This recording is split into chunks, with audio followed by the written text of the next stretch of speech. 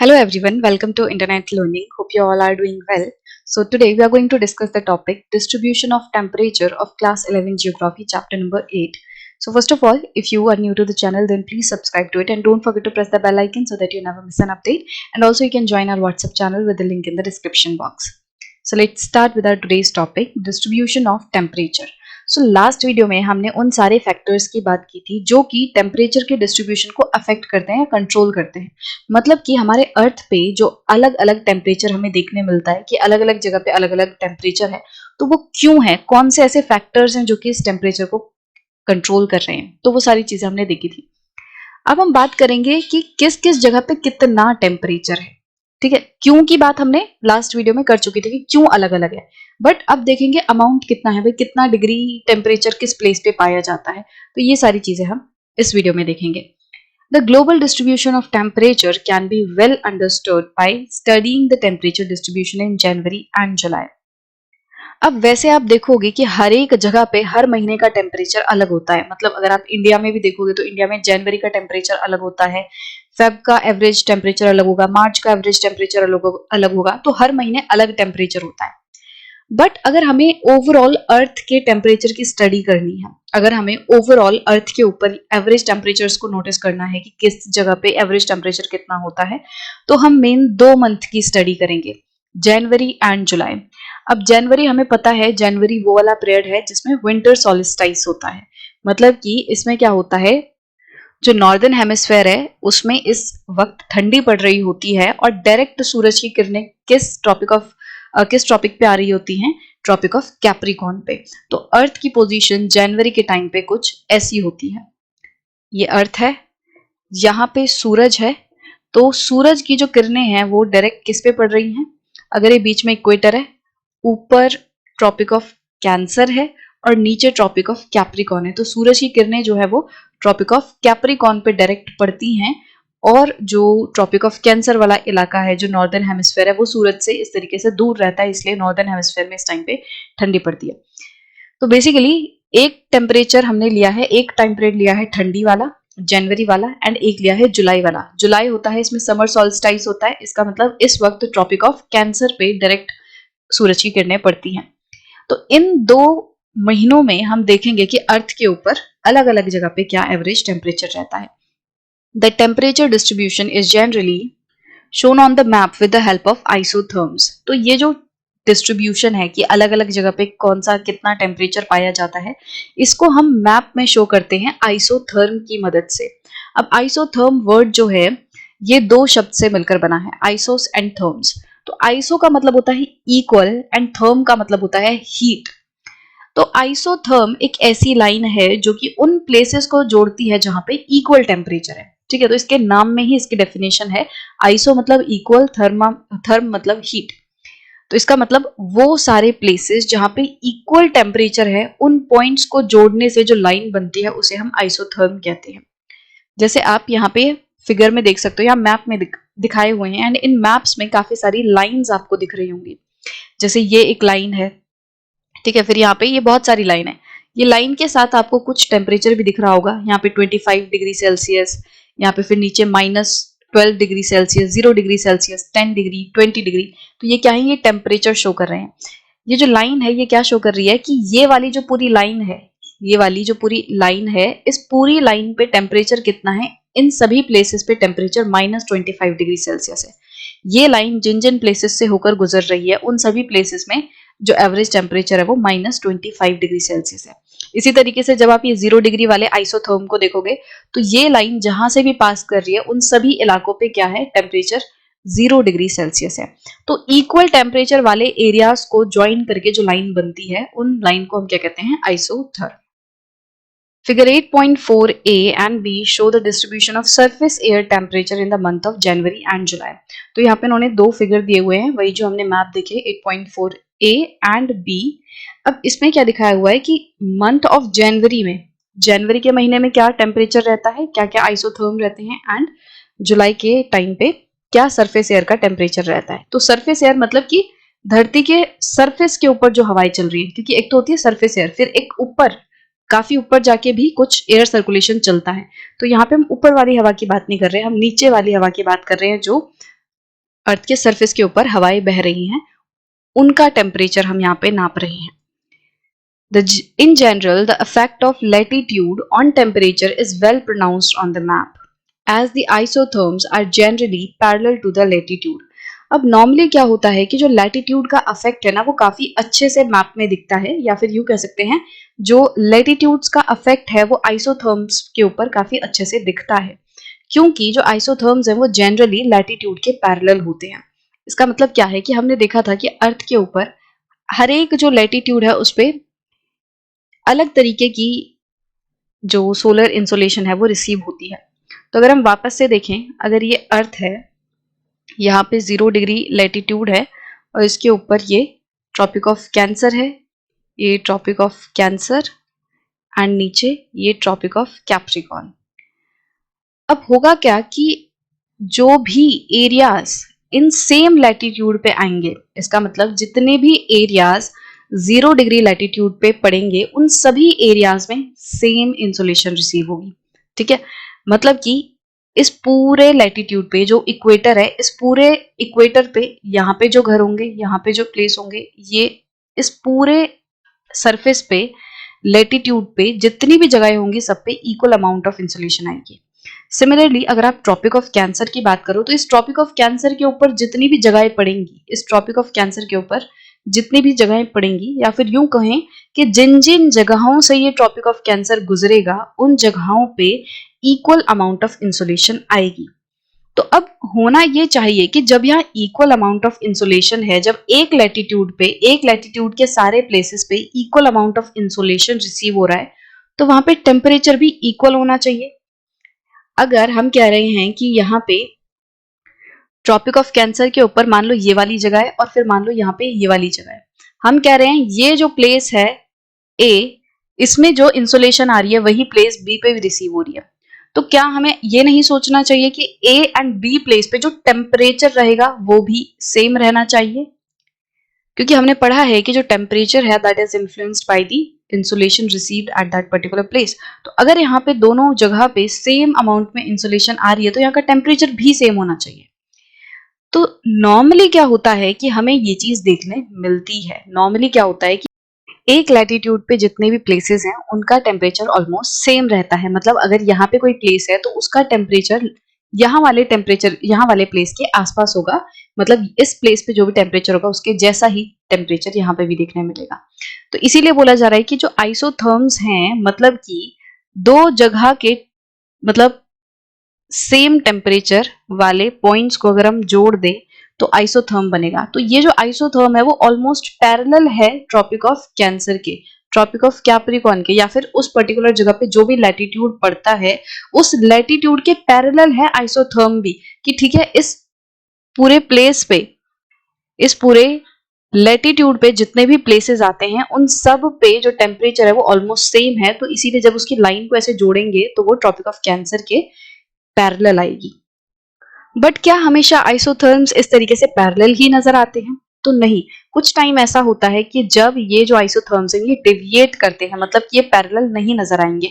मान लो ये green colour से मैंने क्या बनाया हुआ है, ट्रॉपिक ऑफ कैंसर। बट इस ट्रॉपिक ऑफ कैंसर के ऊपर जो एरियाज हैं उनका टेम्परेचर बहुत अलग है।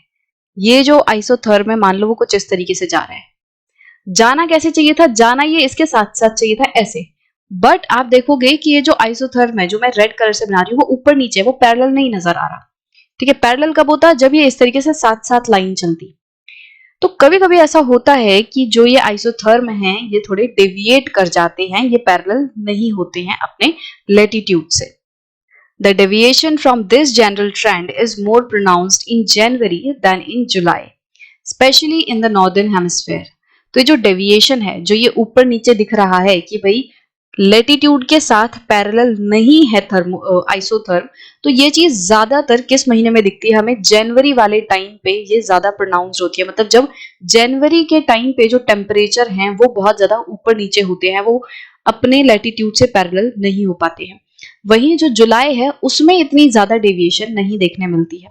अब इसमें मैप में आप देखोगे कि जो पहला मैप है ये जनवरी का है। अब इसमें आप देखोगे कि ये जो आइसोथर्म है वो भी नॉर्दर्न हेमिस्फेयर में स्पेसिफिकली ज्यादा आपको डेविएशन दिखेगी। कि एक ही आइसोथर्म में मान लो हम 25 डिग्री सेल्सियस वाला देख रहे हैं। अब ये देखो, ये पहले तो ऐसे गया, अब ये अचानक से ऊपर चला गया, फिर ये इधर चला गया।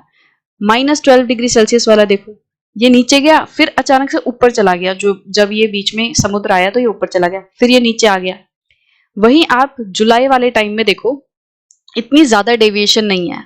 जैसे ये 10 डिग्री सेल्सियस वाला आइसोथर्म है, ये लगभग सीधा सा ही है, बहुत ज्यादा ऊपर नीचे नहीं है। ऊपर नीचे कब होता, जब ये ऐसे जाता, जब ये ऐसे जाता। बट अभी क्या है, इसकी लाइन थोड़ी सी मतलब सीधी सी ही लग रही है, इस तरीके से। 20 डिग्री वाला भी देखो आप, इस तरीके से ये चल रहा है। तो ऑलमोस्ट ये पैरेलल से हम कह सकते हैं कि जो जुलाई वाला टाइम है इसमें डेविएशन कम है, और जो जनवरी वाला टाइम है उसमें डेविएशन बहुत ज्यादा है इन आइसोथर्म में। ठीक है, डेविएशन मतलब किससे, उनके लेटीट्यूड से, कि अगर लेटीट्यूड ऐसे जा रहा है तो हमें दिख रहा है कि इनका जो आइसोथर्म है वो इस तरीके से ऊपर नीचे हो रहा है, और वो भी हमें नॉर्दर्न हेमिस्फीयर में ज्यादा दिख रहा है। आप जनवरी के टाइम में ही देखो, जनवरी के टाइम में northern hemisphere and southern hemisphere को कंपेयर करो, तो जो नॉर्दर्न हेमिस्फीयर है उसमें बहुत ज्यादा वेरिएशंस है, जो डेविएशन है वो ज्यादा है, बहुत ज्यादा ऊपर नीचे हैं ये लाइंस, ये इस तरीके से एकदम से ऊपर और नीचे। बट आप सदर्न हेमिस्फीयर में देखोगे तो ये देखो 20 डिग्री सेल्सियस वाली जो आइसोथर्म है वो एकदम इस तरीके से ऑलमोस्ट पैरेलल है। 10 डिग्री वाली तो बहुत ही ज्यादा पैरेलल है, 0 डिग्री वाली भी एकदम पैरेलल सी है उसके लेटीट्यूड से। तो ऐसा क्यों है, क्या इसका रीजन है डेविएशन का, ये जो डेविएशन हो रही है इसके पीछे रीजन क्या है? In the northern hemisphere, the land surface area is much larger than in the southern hemisphere. अब एक चीज आप नोटिस करोगे northern and southern hemisphere में, वो ये है कि जो northern hemisphere है ना, उसमें जमीन का एरिया ज्यादा है। जैसे इसमें आप देखोगे जो northern hemisphere है इसमें जो ये पूरा लैंड वाला इलाका है वो ज्यादा है, जमीन ज्यादा है पानी के कंपैरिजन में। ये बीच में ये 0 डिग्री लैटिट्यूड है, मतलब इक्वेटर है। इसके ऊपर आप देखो ज्यादा हिस्सा जमीन से घिरा हुआ है और कम हिस्सा पानी से घिरा हुआ है, पानी वाला हिस्सा कंपैरेटिवली कम है। वहीं आप इसके सदर्न हेमिस्फीयर में देखोगे तो सदर्न हेमिस्फीयर में जमीन कम है, देखो बस इतनी सी जमीन है। यहाँ पे ये साउथ अमेरिका का थोड़ा सा हिस्सा आ रहा है, अफ्रीका का थोड़ा सा हिस्सा, और ये ऑस्ट्रेलिया, और ज्यादातर आपको पूरा एरिया किससे घिरा हुआ दिख रहा है, पानी से घिरा हुआ दिख रहा है।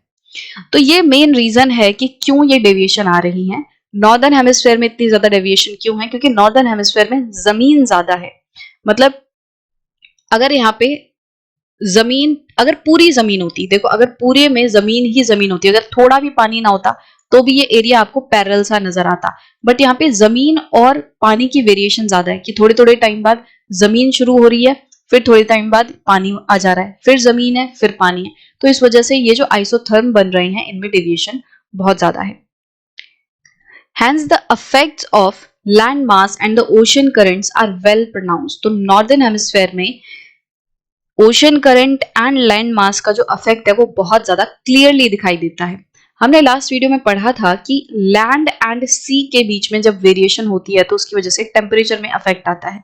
लास्ट वीडियो में जब हम land breeze and sea breeze को डिस्कस कर रहे थे तो उसमें हमने देखा था कि जो लैंड है ना वो बहुत तेजी से गर्म होती है और बहुत तेजी से ठंडी होती है, वही पानी जो है वो स्लोली गर्म होता है और स्लो ही ठंडा होता है। तो इसकी वजह से जो लैंड और सी का पूरा अफेक्ट है ना, ये क्लियरली इन आइसोथर्म पे नजर आता है। जब लैंड तेजी से गर्म हो जाती है तो उस पर टेम्परेचर ज्यादा होगा, वहीं जब समुद्र जो है वो धीरे धीरे गर्म होता है तो उस पर टेम्परेचर कम होगा।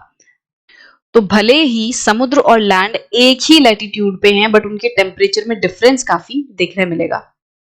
In January, the isotherms deviate to the north over the ocean and to the south over the continent. जनवरी वाले मंथ में क्या होता है कि जो आइसोथर्म्स हैं वो ओशन के ऊपर तो नॉर्थ की तरफ मूव कर जाते हैं। मतलब अगर हम ऐसे सीधी लाइन बनाएं तो इस सीधी लाइन में क्या हो रहा है कि जब पानी वाला टाइम आ रहा है तो ये सीधी लाइन ऊपर को बेंड हो जा रही है, तो ये कैसी बन जा रही है, इस तरीके से बन जा रही है। और जब लैंड वाला टाइम आ रहा है तो ये साउथ की तरफ बेंड हो जा रही है।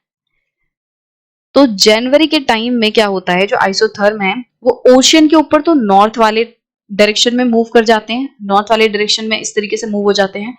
और जब बात आती है कॉन्टिनेंट की तो ये जो आइसोथर्म है वो लैंड में साउथ की तरफ डेविएट कर जाता है। तो अगर आप इसको सीधी लाइन बना के देख रहे हो तो ये सीधी लाइन जो है पानी में ऊपर की तरफ मूव हो गई और कॉन्टिनेंट में ये नीचे की तरफ साउथ की तरफ मूव हो गई। तो इस तरीके से ये पूरा एक आइसोथर्म फिर बन रहा है।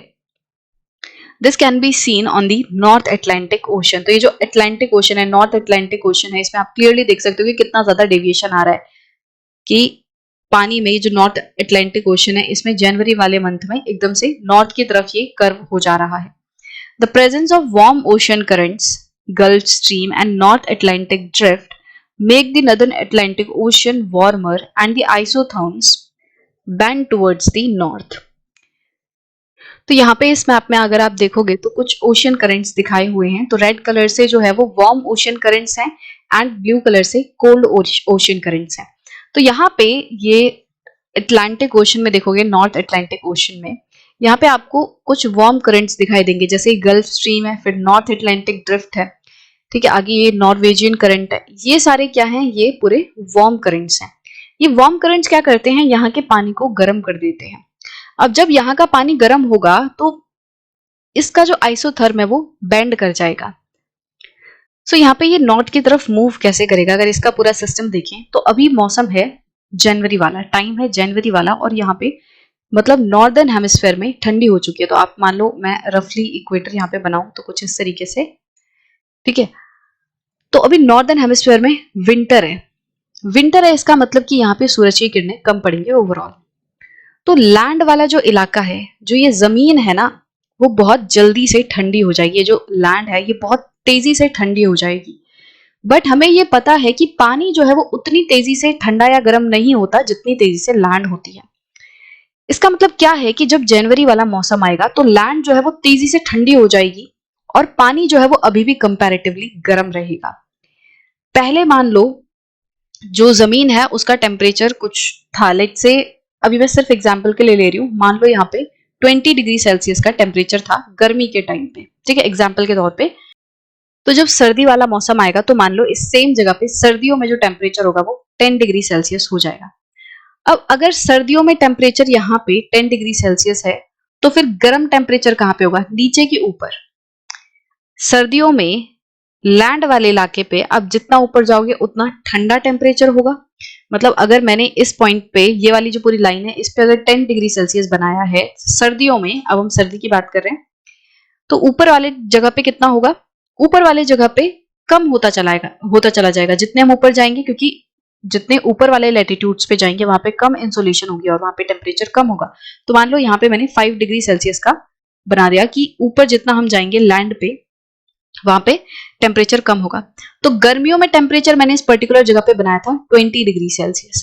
अब गर्मियों में यहाँ पे 20 डिग्री सेल्सियस का टेम्परेचर था और जैसे ही सर्दी आई तो यहां से 20 डिग्री सेल्सियस कहां पे शिफ्ट हो गया, 20 डिग्री सेल्सियस अब वो नीचे वाले इलाके पे देखने मिलेगा। यहां पे 20 डिग्री सेल्सियस है, क्योंकि अब सर्दी आ गई है। तो ऊपर वाले लेवल पे यहाँ पे 20 डिग्री सेल्सियस की जगह मान लो 15 डिग्री सेल्सियस टेम्परेचर है विंटर में। आई होप कि आप समझ रहे हो इस चीज को। अगर मैं वापस से बताऊं, गर्मी वाले मौसम में मैंने इस जगह पे बनाया 20 डिग्री सेल्सियस का टेम्परेचर। अब जब सर्दी आएंगी तो हमें पता है कि ये जगह जो है वो ठंडी हो जाएगी, इस जगह का टेम्परेचर कम हो जाएगा। तो इसका टेम्परेचर कम होकर कितना हो गया, 15 डिग्री सेल्सियस। और इसके नीचे जो इक्वेटर वाला रीजन है, यहाँ पे पहले गर्मी वाले रीजन पे मान लो गर्मी वाले टाइम पे 30 डिग्री सेल्सियस का टेम्परेचर था और अब यहाँ पे 20 डिग्री सेल्सियस का टेम्परेचर हो गया। तो अब सर्दी वाले मौसम में क्या हुआ कि जितना आप नीचे जा रहे हो उतना लैंड का टेम्परेचर थोड़ा सा बढ़ रहा है, बट जैसे ऊपर जा रहे हो वैसे अचानक से टेम्परेचर जो है वो घटता चला जाएगा। तो यहाँ पे 10 डिग्री सेल्सियस, फिर ऊपर मान लो 5 डिग्री सेल्सियस, कुछ इस तरीके से टेम्परेचर जो है वो घट रहा है। अब जब आप वाटर की बात करते हो तो इस वाटर पे क्या होगा कि जितनी तेजी से टेम्परेचर यहाँ पे घटा है जमीन का उतनी तेजी से नहीं घट पाएगा। मान लो ओरिजिनली मैंने बोला था कि जो जमीन है उस पे इस पर्टिकुलर जगह पे गर्मी के टाइम पे 20 डिग्री सेल्सियस टेम्परेचर था। तो अब जैसे जैसे मतलब गर्मियां खत्म हुई तो धीरे धीरे करके इस पर्टिकुलर जगह पे भी जो पानी है उसका टेम्परेचर 20 डिग्री सेल्सियस होने लगा था। ठीक है, जैसे जैसे गर्मियां बढ़ रही थी, जैसे जैसे सूरज जो है वो यहाँ पे चमक रहा था, तो यहाँ पे भी 20 डिग्री का टेम्परेचर होने लग गया। बट जैसे ही सर्दी आई तो क्या ये टेम्परेचर इतने जल्दी से ठंडा हो पाएगा, ये ठंडा नहीं होगा। अभी भी यहाँ पे लगभग 20 डिग्री का टेम्परेचर बना रहेगा। सेम जगह पे सर्दी वाले मौसम में इस जगह पे टेम्परेचर रहेगा 20 डिग्री सेल्सियस। जितना तेजी से लैंड का घटा उतना तेजी से जमीन जो वाटर है उसका टेम्परेचर नहीं घटेगा। सर्दियां आने से जो लैंड है उसके ऊपर तो तेजी से टेम्परेचर घट गया। इस पर्टिकुलर लैटिट्यूड पे जो टेम्परेचर है वो जल्दी से 20 डिग्री से कितना कम हो गया, 15 डिग्री सेल्सियस पे पहुंच गया। बट क्या पानी इतनी जल्दी से ठंडा हो पाएगा? नहीं होगा। तो पानी यहाँ पे अभी भी 20 डिग्री सेल्सियस है। ठीक है, तो सेम चीज आप देखोगे, सेम लैटिट्यूड पे अगर मैं इस जगह पे बनाऊं तो इस जगह पे भी सर्दी वाले मौसम में मान लो 20 डिग्री सेल्सियस का टेम्परेचर है। अब आइसोथर्म क्या होता है, वो सेम टेम्परेचर वाले पॉइंट्स को जोड़ता है। सेम टेम्परेचर वाले पॉइंट्स को जोड़ता है, इसका मतलब कि अगर मैं इसको जोड़ूं तो क्या होगा, यहां से लैंड वाले को जोड़ा, अब लैंड पे 20 डिग्री आए बट पानी में 20 डिग्री आए और फिर नीचे हो गया, ये जमीन पे फिर से नीचे आ गया, जमीन पे नीचे ही रहेगा, पानी में थोड़ा सा ऊपर जाएगा, फिर पानी में ऊपर की तरफ चला जाएगा। तो रीजन समझ रहे हो कि ऊपर की तरफ क्यों गया? क्योंकि जो जमीन है ना उसका टेम्परेचर तो घट गया जल्दी से, उसका टेम्परेचर तो घट के अगर इस जगह पे पहले 20 डिग्री था तो अब इस जगह पे 15 डिग्री सेल्सियस हो गया और नीचे यहाँ पे 20 डिग्री सेल्सियस हो गया। जब मैं यहाँ पे अभी 20 डिग्री सेल्सियस दिखा रही हूँ सर्दियों के मौसम में, बट गर्मियों के मौसम में यहाँ 30 डिग्री सेल्सियस था, तो इस पर्टिकुलर प्लेस पे भी क्या हुआ है, जल्दी से घट के 30 डिग्री सेल्सियस से 20 डिग्री का टेम्परेचर आ चुका है। तो जमीन पे तो यहाँ 20 डिग्री सेल्सियस का टेम्परेचर है, पर पानी पे यहाँ है 20 डिग्री सेल्सियस का टेम्परेचर। जबकि अगर पानी भी इक्वल मात्रा से कम होता तो पानी में भी 20 डिग्री टेम्परेचर यहाँ पे आता।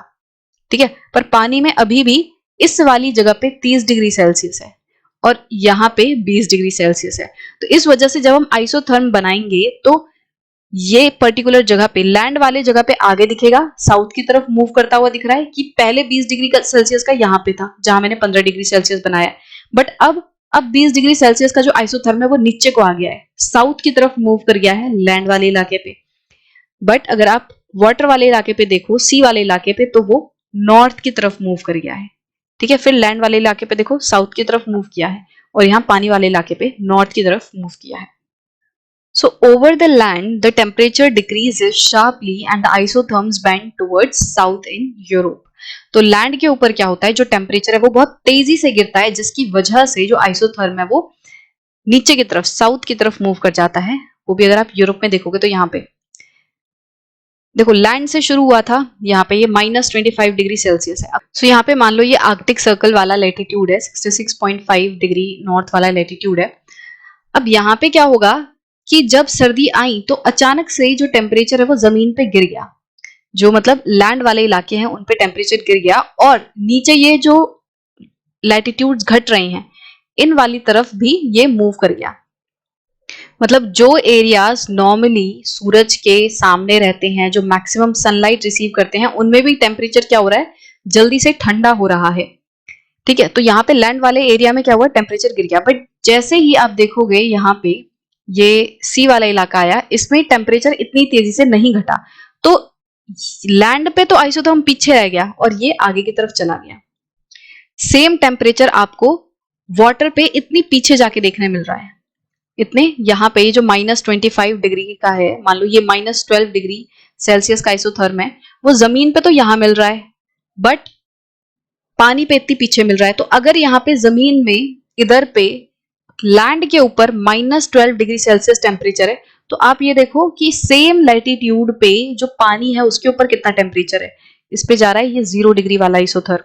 तो इसका मतलब यहाँ पे सेम लैटिट्यूड पे पानी पे है 0 डिग्री सेल्सियस और लैंड के ऊपर टेम्परेचर कितना है, -12 डिग्री सेल्सियस। तो -12 डिग्री सेल्सियस बड़ा ज्यादा ठंडा है, -12 डिग्री सेल्सियस जो है वो ज्यादा ठंडा है कंपैरेटिवली 0 डिग्री सेल्सियस के।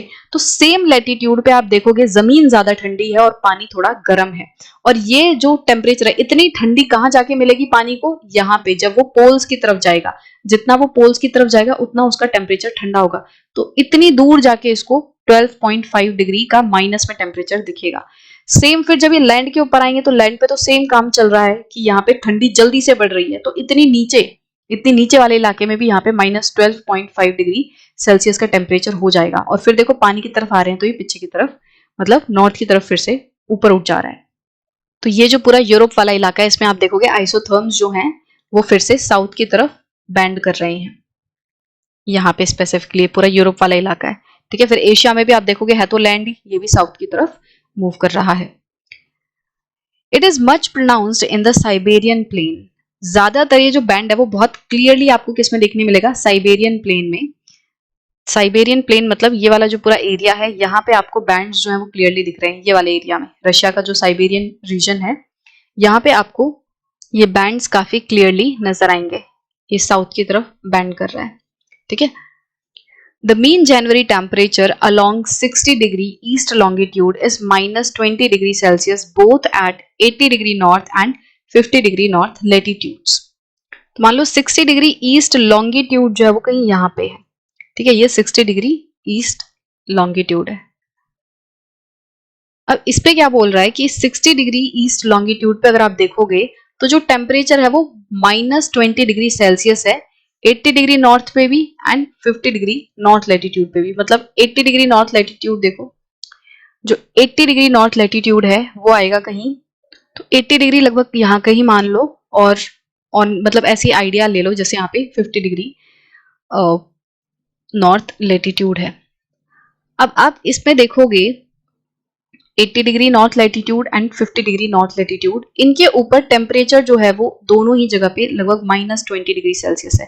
वैसे जो लाइन जा रही है, ये वाली लाइन अगर हम देखें तो ये -12.5 डिग्री सेल्सियस वाली लाइन है, बट क्योंकि हम थोड़ा सा आइडिया ही ले रहे हैं तो आप मान लो कि इन जगहों पे यहाँ पे जो टेम्परेचर रहेगा, जैसे इसके बीच में ये टेम्परेचर थोड़ा सा रहेगा, तो -12 डिग्री से ऊपर रहेगा और -25 डिग्री सेल्सियस से नीचे रहेगा।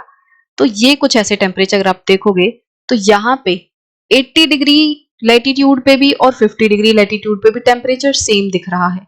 भले ही ये वाला जो एरिया है वो कितना ऊपर है, ये एरिया कितना ऊपर है, तो यहाँ पे टेम्परेचर कंपैरेटिवली ठंडा होना चाहिए ना 50 डिग्री लैटिट्यूड के हिसाब से। अगर ये 50 डिग्री नॉर्थ लैटिट्यूड है और ये 80 डिग्री नॉर्थ लैटिट्यूड है, तो इस एरिया में मतलब सेम लॉन्गिट्यूड पे देखो, इस रेड कलर वाली लाइन पे, क्योंकि ये सेम लॉन्गिट्यूड है तो इसके ऊपर आप देखोगे तो जो ऊपर वाला इलाका है, जो ये नॉर्दर्न 80 डिग्री नॉर्थ लैटिट्यूड है, इसमें जो टेम्परेचर है वो थोड़ा ठंडा होना चाहिए इस 50 डिग्री के मुकाबले। बट आप ये देख रहे हो कि ये दोनों ही एरियाज कितने ज्यादा अलग अलग लैटिट्यूड पे हैं। इनमें 30 डिग्री का अंतर है, 30 डिग्री लैटिट्यूड का अंतर है, बट फिर भी दोनों एरियाज पे सेम टेम्परेचर है। इसका रीजन क्या है, एक जो एरिया है वो लैंड पे पड़ रहा है और एक एरिया जो है वो किस पे है, सी पे पड़ रहा है। तो सी वाला जो एरिया है यहाँ पे -20 डिग्री सेल्सियस थोड़ा पीछे है, और जो ये लैंड है क्योंकि वो बहुत तेजी से ठंडी हो गई है तो काफी नीचे ये -20 डिग्री सेल्सियस का यहाँ पे आपको टेम्परेचर दिखेगा। ऊपर जब आप 80 डिग्री नॉर्थ पे ही देखोगे, लैंड वाले इलाके पे मान लो यहाँ कहीं देखोगे तो टेम्परेचर ज्यादा ठंडा होगा। मतलब कि यहाँ पे टेम्परेचर जो है वो मान लो -30 डिग्री सेल्सियस है लैंड के ऊपर। सेम लैटिट्यूड पे 80 डिग्री लैटिट्यूड पे आप देख रहे हो लैंड के ऊपर मान लो -30 डिग्री का टेम्परेचर है, और वही पानी के ऊपर देखो कितना है, सिर्फ -20 डिग्री सेल्सियस। क्योंकि जमीन जो है, सेम लैटिट्यूड की जो जमीन है वो बहुत तेजी से ठंडी हो गई, तो यहाँ का टेम्परेचर गिर के -30 डिग्री सेल्सियस हो गया है, और पानी का टेम्परेचर अभी भी -20 डिग्री सेल्सियस ही बना हुआ है। बट हमें तो आइसोथर्म के लिए लाइन को मोड़ना पड़ता है, लाइन को जोड़ना पड़ता है सेम टेम्परेचर वाली पॉइंट से। तो सेम टेम्परेचर, इसको -20 डिग्री सेल्सियस टेम्परेचर कहाँ पे मिलेगा, इतना नीचे आके मिलेगा जमीन के ऊपर। तो इस तरीके से ये जो बैंड है वो हो रहा है आइसोथर्म का। The mean monthly temperature for January is over 27 degree Celsius in equatorial oceans. अब अगर हम इक्वेटोरियल ओशंस की देखें, मतलब इक्वेटर वाले रीजन में, ये इक्वेटर वाला जो रीजन है यहाँ पे जो ओशंस हैं, इसका मेन टेम्परेचर मतलब एवरेज टेम्परेचर जो है वो 27 डिग्री सेल्सियस लगभग रहता है जनवरी के मंथ में। वहीं जो ट्रॉपिक्स हैं उनमें क्या होता है, उनमें 24 डिग्री सेल्सियस टेम्परेचर रहता है। ट्रॉपिक्स वाले रीजन में ओशन का जो टेम्परेचर है वो 24 डिग्री सेल्सियस के आसपास रहता है। उसके बाद अगर आप मिडिल लैटिट्यूड्स की बात करोगे तो मिडिल लैटिट्यूड्स में जो टेम्परेचर है वो 2 to 0 डिग्री सेल्सियस रहता है। मिडिल लैटिट्यूड्स मतलब ट्रॉपिक्स के ऊपर जो लैटिट्यूड्स हैं, आर्कटिक से नीचे और ट्रॉपिक्स के ऊपर, यहाँ पे जो लैटिट्यूड्स आपको देखने मिलेंगे वहां पे टेम्परेचर कितना है, 0 डिग्री से लेकर मतलब 2 डिग्री से लेकर 0 डिग्री का टेम्परेचर यहाँ पे रहता है, and -18 to -48 degree Celsius in Eurasian continental interior, -18 to -48 degree Celsius temperature आपको अंदर कॉन्टिनेंट वाले इलाके में देखने मिलेगा। सो यहाँ पे अगर आप इन यूरेशियन कॉन्टिनेंट वाले इलाके को देखोगे तो यहाँ पे इतनी नीचे ही आपको -18 डिग्री सेल्सियस से लेके -48 डिग्री सेल्सियस वाला टेम्परेचर इन इलाकों में देखने मिलेगा जो कॉन्टिनेंट वाले इलाके हैं।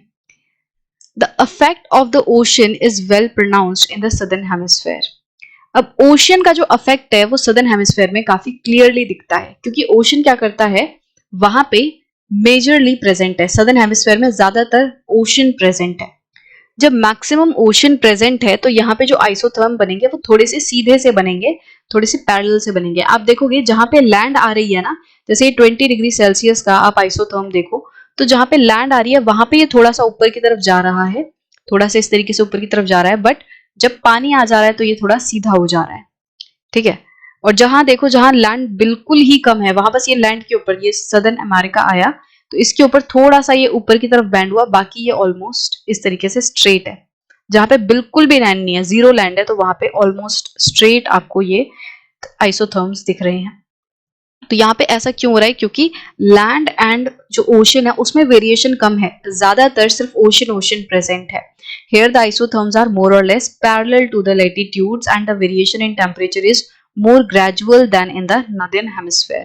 तो यहाँ पे जो आइसोथर्म्स हैं वो लैटिट्यूड के लगभग पैरेलल ही हैं और यहाँ पे कम वेरिएशन है टेम्परेचर में। जैसे जब हम नॉर्दर्न हेमिस्फेयर में देख रहे हैं ना, तो टेम्परेचर में वेरिएशन बहुत ज्यादा आ रहा है। मतलब ये देखो, ये जितना गहरा कर्व उतना गहरा हम कह सकते हैं वेरिएशन ज्यादा है, कि सेम लैटिट्यूड पे एक जगह तो -12 डिग्री सेल्सियस का टेम्परेचर और एक तरफ यहाँ पे सेम प्लेस पे 0 डिग्री सेल्सियस का टेम्परेचर है, तो वेरिएशन बहुत ज्यादा है। बट अगर आप यहाँ पे सदर्न हेमिस्फेयर में देखो तो वेरिएशन इतनी ज्यादा नहीं है, सेम लैटिट्यूड पे लगभग सेम टेम्परेचर है। यहाँ पे 10 डिग्री सेल्सियस का टेम्परेचर सेम लैटिट्यूड पे दिख रहा है। तो जो वेरिएशन हो भी रही है वो बहुत धीरे धीरे और बहुत थोड़ी बहुत वेरिएशन यहाँ पे हो रही है।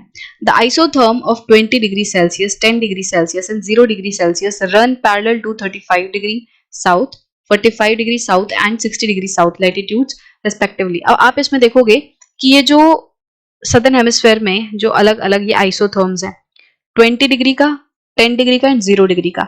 20 डिग्री वाला जो ये आइसोथर्म है ये 35 डिग्री साउथ लैटिट्यूड के पैरेलल है, ठीक है। इसमें आप देखोगे यहाँ पे लगभग 35 डिग्री का लैटिट्यूड है, ठीक है। इस लैटिट्यूड पे टेम्परेचर कितना है, 20 डिग्री सेल्सियस का टेम्परेचर है। तो पूरे 35 डिग्री पे आपको ऑलमोस्ट सेम सा टेम्परेचर दिख रहा है। चलो 35 डिग्री वाले में तो भी थोड़ी बहुत वेरिएशन है, इस 20 डिग्री सेल्सियस वाले आइसोथर्म में थोड़ी बहुत वेरिएशन है। बट अगर आप इस 10 डिग्री को देखो तो ये लगभग 45 डिग्री साउथ लैटिट्यूड है। 10 डिग्री सेल्सियस का जो टेम्परेचर है वो किसके पैरेलल आ रहा है, 45 डिग्री साउथ लैटिट्यूड के। तो हम कह सकते हैं कि ऑलमोस्ट जो पूरा 45 डिग्री साउथ लैटिट्यूड है उसके ऊपर 10 डिग्री सेल्सियस का टेम्परेचर है। वहीं आप फिर ये 60 डिग्री साउथ का देखोगे टेम्परेचर, तो इस पे 0 डिग्री सेल्सियस का टेम्परेचर है। तो ऑलमोस्ट पूरे 60 डिग्री साउथ लैटिट्यूड पे टेम्परेचर क्या है, 0 डिग्री सेल्सियस का टेम्परेचर है। तो ये दोनों पैरेलल चल रहे हैं, लैटिट्यूड एंड आइसोथर्म्स यहाँ पे पैरेलल नजर आ रहे हैं। In July the isotherms generally run parallel to the latitude. तो अभी तक हम सिर्फ जनवरी वाले मौसम की बात कर रहे थे, क्या जो जनवरी वाला टाइम होता है उसमें इस तरीके से आइसोथर्म्स होते हैं। अब अगर आप जुलाई वाले मैप को देखोगे ना, तो जुलाई वाले में आप देखोगे इन आइसोथर्म्स में बहुत ज्यादा वेरिएशन नहीं है, ऑलमोस्ट पैरेलल ही है। इवन नॉर्दर्न जो हेमिस्फेयर है उसमें भी जो आइसोथर्म्स है उनमें बहुत ज्यादा गहरे कर्व नहीं है, कर्व्स हैं आइसोथर्म्स में, वेरिएशन है बट उतनी गहरी नहीं है जैसे कि हमने इस तरीके की देखी थी किसमें, जनवरी वाले टाइम में। The equatorial oceans record warmer temperature more than 27 degree Celsius. जो इक्वेटोरियल ओशंस होते हैं यहाँ पे जुलाई वाले टाइम में इसमें वार्मर टेम्परेचर होता है। यहाँ का जो टेम्परेचर है वो 27 डिग्री सेल्सियस से भी ऊपर पहुंच जाता है। जैसे आप यहाँ पे देखोगे जुलाई वाले मैप में, इधर पे ये डॉटेड लाइन दिखा रहा है थर्मल इक्वेटर, मतलब ये थर्मल इक्वेटर है। आप यूं कह सकते हो ये वाला जो आइसोथर्म है ये बीच में आ रहा है, एक तरीके से इसको आप ऐसा मान सकते हो कि ये वो आइसोथर्म है जो दोनों ही तरफ से बैलेंस बना रहा है, बीच में आ रहा है। तो ये लगभग 27 डिग्री सेल्सियस का आइसोथर्म है। अब इस पे आप देखोगे कि जो ओशन वाला पार्ट है, ये जो इक्वेटर वाले रीजन पे ओशन का टेम्परेचर है वो लगभग 27 डिग्री सेल्सियस यहाँ पे आपको देखने मिलेगा। इधर पे ये over the land more than 30 degrees Celsius is noticed in the subtropical continental region of Asia along the 30 degree north latitude। अब अगर आप लैंड के ऊपर देखोगे तो 30 डिग्री सेल्सियस का जो टेम्परेचर है वो नोटिस किया जाता है किस जगह पे, एशिया वाले रीजन पे, subtropical continental regions of Asia. मतलब कि आप ट्रॉपिक से थोड़ा सा ऊपर जाओगे, यहाँ पे ट्रॉपिक से थोड़ा सा ऊपर जाओगे तो यहाँ पे जो पूरा टेम्परेचर है वो 30 डिग्री सेल्सियस वाला टेम्परेचर दिख रहा है। तो यहाँ पे जो छोटा सा आइसोथर्म है, आप देखोगे ये वाली लाइन जो है ये और फिर नीचे ये, ठीक है, डॉटेड लाइन के दोनों तरफ आपको कौन सा टेम्परेचर दिख रहा है, 30 डिग्री सेल्सियस का टेम्परेचर दिख रहा है। तो यहाँ पे आपको ये 30 डिग्री नॉर्थ पूरा लैटिट्यूड लगभग दिखेगा और इस लैटिट्यूड के अलोंग मेनली जो टेम्परेचर है वो 30 डिग्री सेल्सियस का टेम्परेचर लैंड वाले एरिया पे, इस वाले एरिया पे नजर आएगा। ये चीज कह रहे हैं यहाँ पे। उसके आगे इन्होंने लिखा है along the 40 degree north runs the isotherm of 10 degree Celsius and along the 40 degree south the temperature is 10 degree Celsius। अब आप यहाँ पे देखोगे कि 40 degree north and 40 degree south पे जो टेम्परेचर है वो क्या है, 10 डिग्री सेल्सियस है, ऊपर भी और नीचे भी, मतलब दोनों ही हेमिस्फेयर में। तो जो 40 डिग्री नॉर्थ है वहां पे आप देखोगे कि ये जो 10 डिग्री सेल्सियस का आइसोथर्म है ये थोड़ा बहुत किसके आसपास है, 40 डिग्री लैटिट्यूड के पास है। तो अगर मैं इस तरीके से आपको 40 डिग्री लैटिट्यूड बताऊं कि मान लो ये 40 डिग्री लैटिट्यूड है तो इसके आसपास आपको 10 डिग्री सेल्सियस का आइसोथर्म देखने मिलेगा। वहीं आप सदर्न हेमिस्फेयर में देखोगे तो सदर्न हेमिस्फेयर में भी जो 40 डिग्री लैटिट्यूड है उसके आसपास आपको 10 डिग्री सेल्सियस वाला आइसोथर्म देखने मिलेगा। बट एक छोटा सा डिफरेंस आप नोटिस करोगे कि जो सदर्न हेमिस्फेयर है उसमें ये जो आइसोथर्म है वो तो भी थोड़ा सा स्टेबल है, लाइन थोड़ी सीधी सी बन रही है, बट हल्का सा वेरिएशन ऊपर वाले में कि ये जो ऊपर 10 डिग्री सेल्सियस का आइसोथर्म बन रहा है इसमें थोड़ी वेरिएशन ज्यादा है, ये लैटिट्यूड से थोड़ा बहुत ऊपर नीचे है क्योंकि यहाँ पे लैंड एंड वाटर का इफेक्ट पड़ रहा है। The figure 8.5 shows the range of temperature between January and July। अब यहाँ पे क्या दिया है, यहाँ पे एक और मैप आपको दिखाया हुआ है। इस मैप में रेंज बताई हुई है कि जनवरी एंड जुलाई के मंथ के बीच में जो टेम्परेचर रेंज है वो कितनी है। रेंज का मतलब क्या होता है, highest temperature minus lowest temperature की उस पर्टिकुलर जगह पे जो हाईएस्ट टेम्परेचर और जो लोएस्ट टेम्परेचर है उसके बीच का डिफरेंस क्या है। मतलब जैसे जुलाई वाले टाइम में टेम्परेचर बहुत ज्यादा होगा, हाईएस्ट टेम्परेचर रहेगा उस पर्टिकुलर जगह पे, वहीं जनवरी वाले टाइम में लोएस्ट टेम्परेचर रहेगा, तो उसके बीच का जो डिफरेंस है वो जो डिफरेंस वाला टेम्परेचर आएगा। मान लो जुलाई वाले टाइम में किसी जगह पे 40 डिग्री सेल्सियस का टेम्परेचर है एंड जनवरी वाले टाइम में सेम जगह पे 10 डिग्री सेल्सियस का टेम्परेचर है, तो इसके बीच में जो रेंज होगी वो 30 डिग्री सेल्सियस की होगी। तो इस तरीके से यहाँ पे रेंज वाला टेम्परेचर दिया हुआ है कि किस जगह पे कितना रेंज है जुलाई एंड जून वाले मंथ्स में। The highest range of temperature is more than 60 degree Celsius over the north eastern part of Eurasian continent. जो हाईएस्ट टेम्परेचर ऑफ रेंज है वो है 60 डिग्री सेल्सियस, मतलब कि जनवरी एंड जुलाई वाले मंथ्स के बीच में जो सबसे ज्यादा डिफरेंस है वो है 60 डिग्री सेल्सियस का। वो भी किस जगह पे है, वो है north eastern part of Eurasian continent. Eurasian continent का ये जो नॉर्थ ईस्टर्न पार्ट है ये वाला आप देखोगे यहाँ पे सर्कल दिखाया हुआ है 60 डिग्री का। इसका मतलब मान लो कि यहाँ पे गर्मी वाले टाइम में लेट्स से 20 डिग्री सेल्सियस का टेम्परेचर और सर्दी वाले टाइम में -40 डिग्री सेल्सियस का टेम्परेचर है। तो आप 20 माइनस 40 जब करोगे तो ये क्या आएगा 20 + 40, तो इसका मतलब इसकी रेंज क्या हुई 60 डिग्री सेल्सियस। ठीक है, तो वैसे भी अगर आप देख सकते हो कि 20 डिग्री सेल्सियस से पहले आप 0 डिग्री पे जाओगे तो 20 डिग्री सेल्सियस यहाँ लगेंगे, फिर 0 से फिर -40 के लिए 40 डिग्री यहाँ लगेंगे, तो टोटल 60 डिग्री सेल्सियस की रेंज बन रही है इन दोनों के बीच की, हाईएस्ट एंड लोएस्ट टेम्परेचर की। तो ये जो पूरा नॉर्थ ईस्टर्न पार्ट है यूरेशिया का या एशियन कॉन्टिनेंट का, यहाँ पे आपको सबसे ज्यादा रेंज देखने मिलेगी। उसके बाद अगर आप देखोगे दिस इज ड्यू टू कॉन्टिनेंटलिटी। इसका रीजन क्या है, कॉन्टिनेंटलिटी के कारण। कॉन्टिनेंटलिटी मतलब वही है कि लैंड एंड सी के बीच में जो डिफरेंस है कि कॉन्टिनेंट का जो टेम्परेचर है उसमें एक्सट्रीम चेंजेस देखने मिलेंगे।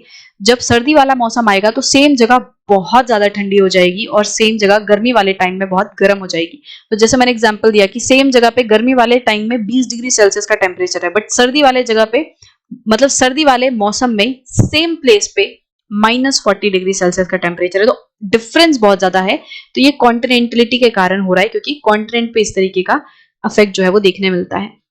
The least range of temperature is 3 degree Celsius is found between 20 degree south and 15 degree north. तो आप ये वाला मतलब लीस्ट जो रेंज है, मतलब जनवरी एंड जुलाई वाले टेम्परेचर्स के बीच में सबसे कम डिफरेंस आपको कहां पे देखने मिलेगा, यहाँ पे ये वाला जो आपको एरिया दिख रहा है, ये 3 डिग्री सेल्सियस का यहाँ पे रेंज है। इसका मतलब कि जनवरी एंड जुलाई वाले टेम्परेचर के बीच का जो डिफरेंस है वो 3 डिग्री सेल्सियस का है। ये किन जगहों पे है, 20 degree south and 15 degree north. तो ऊपर ये आप समझ सकते हो ये 15 डिग्री नॉर्थ है और नीचे ये 20 डिग्री साउथ है। तो 15 degree north and 20 degree south latitudes के बीच में ये वाला जो पूरा एरिया है, आप देखोगे इक्वेटोरियल रीजन है, ट्रॉपिकल रीजन है। एंड यहाँ पे जो टेम्परेचर है उसका बैलेंस थोड़ा सा बना हुआ है। तो अगर मान लो यहाँ पे सर्दियों में टेम्परेचर या गर्मियों का टेम्परेचर मान लो यहाँ 27 डिग्री सेल्सियस है, तो सर्दियों में यहाँ का टेम्परेचर 24 डिग्री सेल्सियस है। तो इन दोनों का डिफरेंस कितना हो गया, वो 3 डिग्री सेल्सियस का यहाँ पे इनका रेंज बन गई कि हाईएस्ट से लोएस्ट के बीच में जो डिफरेंस है। आप एग्जाम्पल इस तरीके से समझ सकते हो कि ये जो 3 डिग्री सेल्सियस है वो कहाँ से आ रहा है। तो इस तरीके से रेंज जो है वो बन रही है। तो सबसे ज्यादा डिफरेंस हमें कहाँ देखने मिल रहा है, सबसे ज्यादा वेरिएबिलिटी है यहाँ इस वाले रीजन में, जो कि है north eastern part of Eurasian continent. And सबसे कम वेरिएशन कहाँ है, ये इक्वेटोरियल वाले रीजन पे या ट्रॉपिकल रीजन हम कह सकते हैं, 15 डिग्री नॉर्थ से 20 डिग्री साउथ वाला जो रीजन है। तो इस तरीके से अलग अलग जगह पे अलग अलग टेम्परेचर पाए जाते हैं। हमने इस पूरे सेक्शन में जब हमने डिस्ट्रीब्यूशन समझा तो हमने जनवरी एंड जुलाई के टाइम पे अलग अलग आइसोथर्म्स की बात की। एंड आई होप कि अब आपको ये पूरा जो टॉपिक है वो अच्छे से समझ आ गया होगा कि किस तरीके से आइसोथर्म्स मूव करते हैं, किस तरीके से इनमें डिफरेंसेस आते हैं। ये सारी चीजें आपको समझ आ गई होंगी।